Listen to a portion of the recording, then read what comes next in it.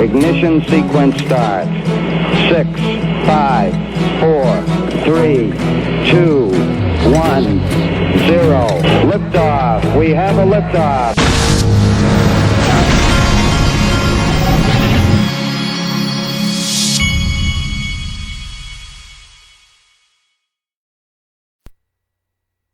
Hey everybody, this is the Digital Asset Investor, and tonight my 8-year-old starts baseball back.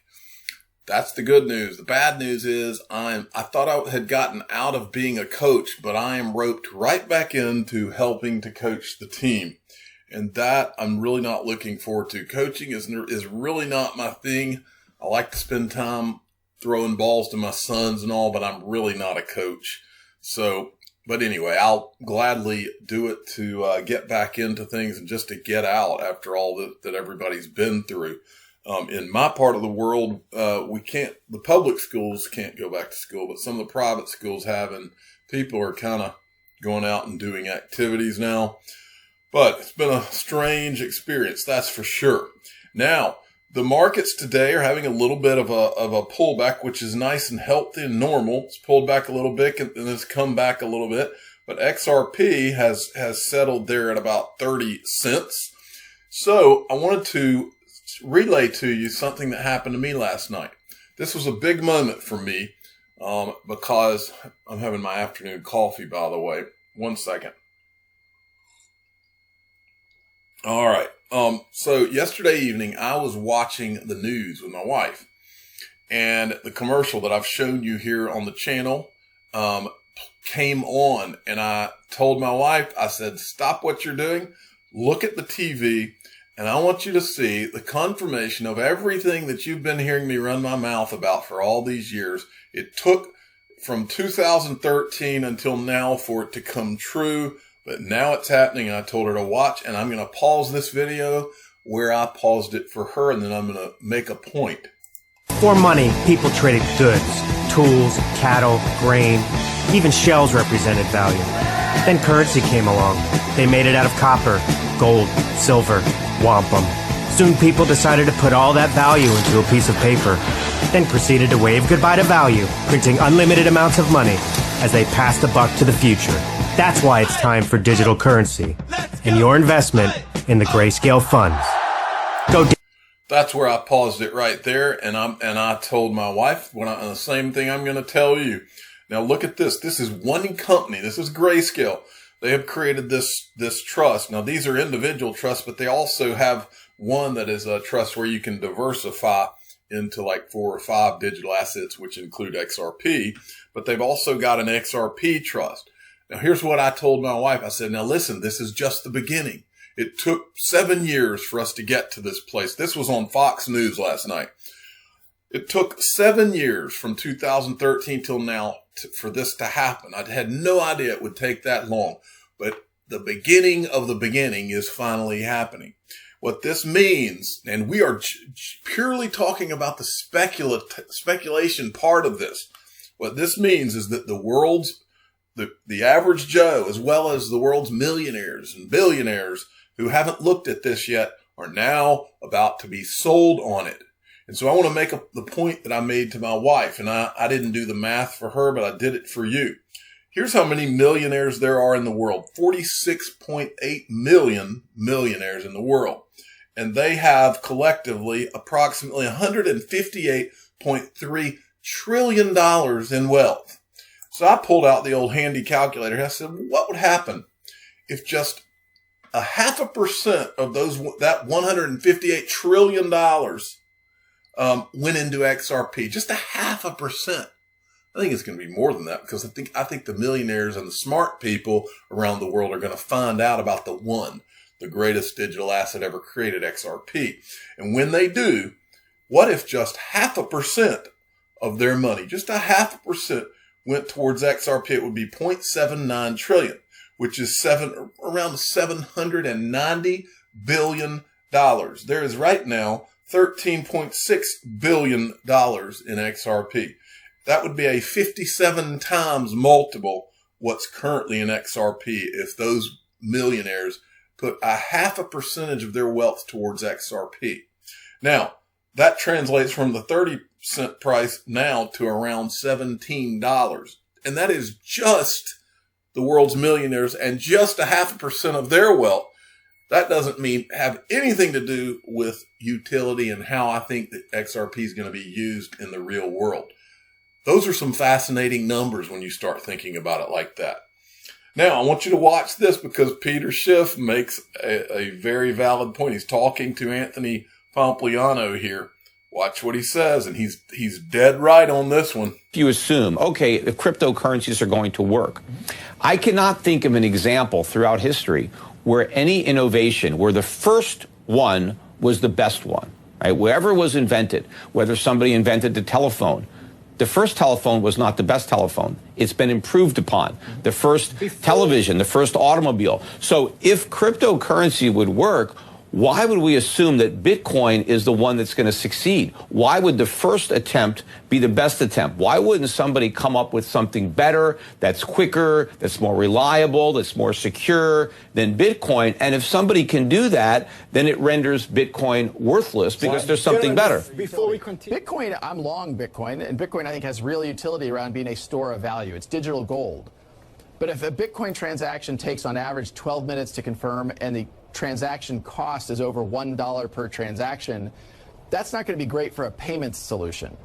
So around payments, we think XRP is uniquely and extremely well positioned to solve that payments problem. It's extremely fast at about 3 seconds per transaction, and it costs about 1/1000th of a penny to actually enable that transaction. So we often make the point that, well, where Bitcoin is very profound in solving that store of value, an XRP transaction's about 1,000 times faster and it's about 1,000 times cheaper per transaction.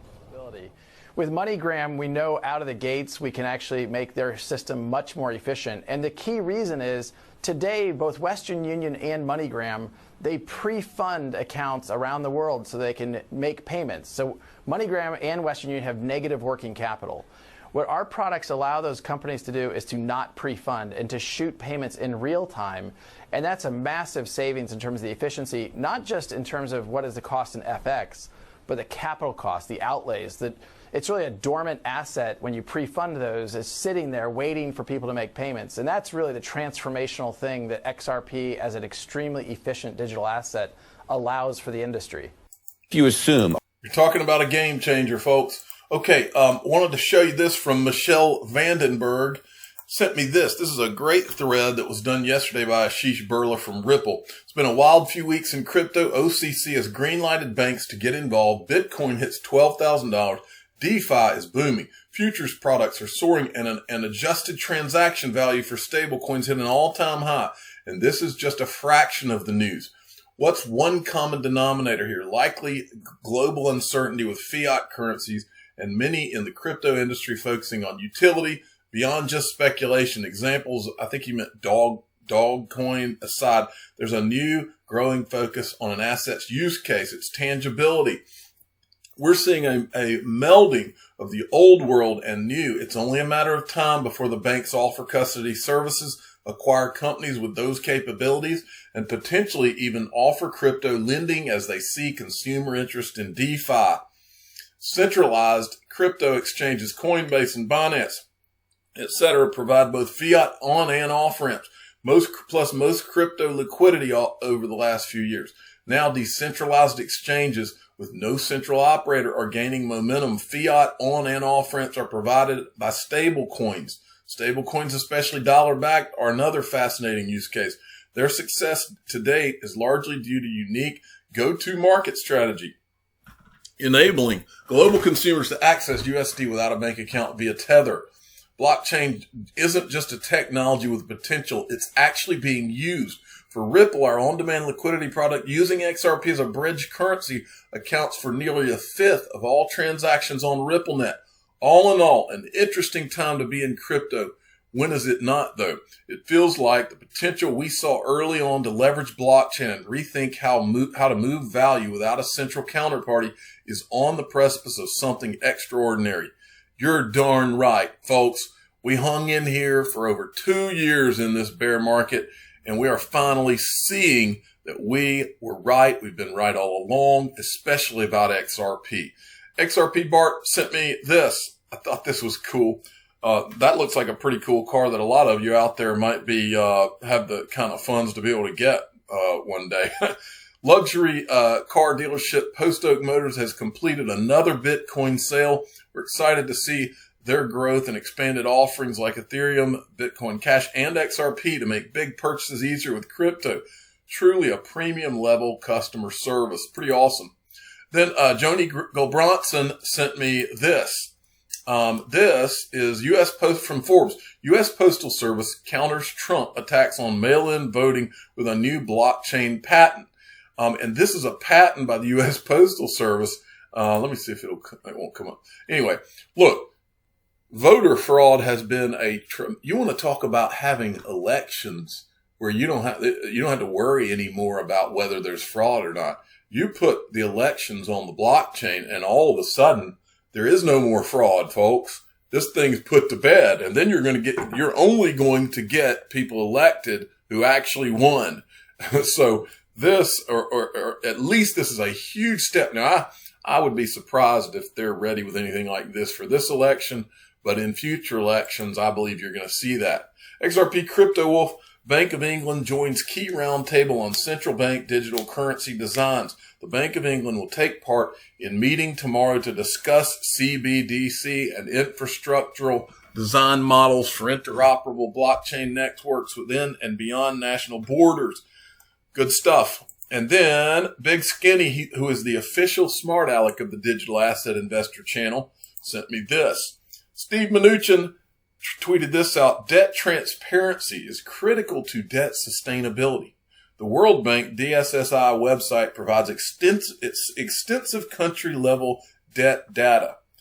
Well, Steve Mnuchin, if you want debt transparency, I give you debt transparency. This is the debt that the United States is in, U.S. national debt. About at least 3 to 4 trillion of that has been put on us in the last 3 or 4 months. So you've got roughly 23 trillion that's put on this country since the founding of the country, the 1700s, all the way until the last 4 months, in which they've lopped on another 3 or 4 trillion. Talk about unsustainable. Talk about debt transparency and debt sustainability. Is there anybody that's listening to my voice right now that thinks this is sustainable? Well, here's the dirty little secret. I don't think Steve Mnuchin thinks it's sustainable either. And I think they have a plan. I don't know exactly what the plan is, but I think they have one. Now, I ran across something. I was checking in. There's 2 shoes to drop coming soon. One of them is Bakkt. I'll show you the other one in 1 second.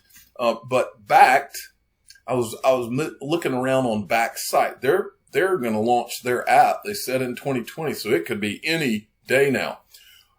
I wanted to read this to you. This is about the Bakkt warehouse, their custody at the corner. I can't remember if I've ever shown you this or if I even knew. If I have shown it, I just don't remember. Bakkt also works with one of the largest custody banks in the world, BNY Mellon, as a part of its digital asset safekeeping process. And I went to their frequently asked questions. Are any banks involved in the safekeeping process? Yes. Bakkt is working closely with BNY Mellon to offer geographically distributed storage of private keys secured by the bank. BNY Mellon has a long-standing history of safeguarding the assets of institutional clients such as hedge funds, asset managers, and broker-dealers. Well, what digital asset custody company is associated with BNY Mellon? Which one could it be? Which one could it be? Polysign.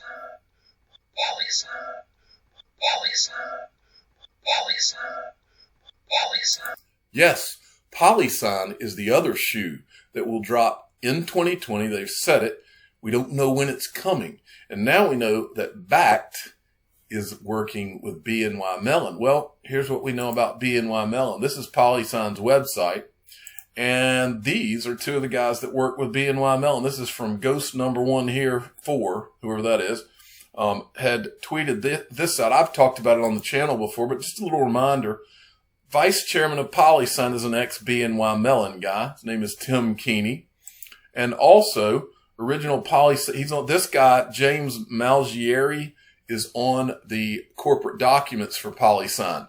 So if we go back to Polysign's website, there's Tim Keeney. The other guy is not on the website, but he's on the corporate documentation. This guy right here, Executive Vice President, BNY Mellon from 2002 to 2017. Wonder why BNY Mellon would want two of their ex-guys at Polysign. If you have not gotten yourself on my newsletter, you need to do it now. It's a free newsletter. It's in the description of every video I do. Right at the top, you'll see it down there. Go join the newsletter, and every month I'm going to send you one email out and let you know which digital assets and investments that I am interested in at the time. I'm the digital asset investor. I'm not an investment advisor. This is for entertainment purposes only. Please subscribe, hit the like button, and tell your friends and family that they're just not cool if they're not on the Digital Asset Investor newsletter. Thank you for listening.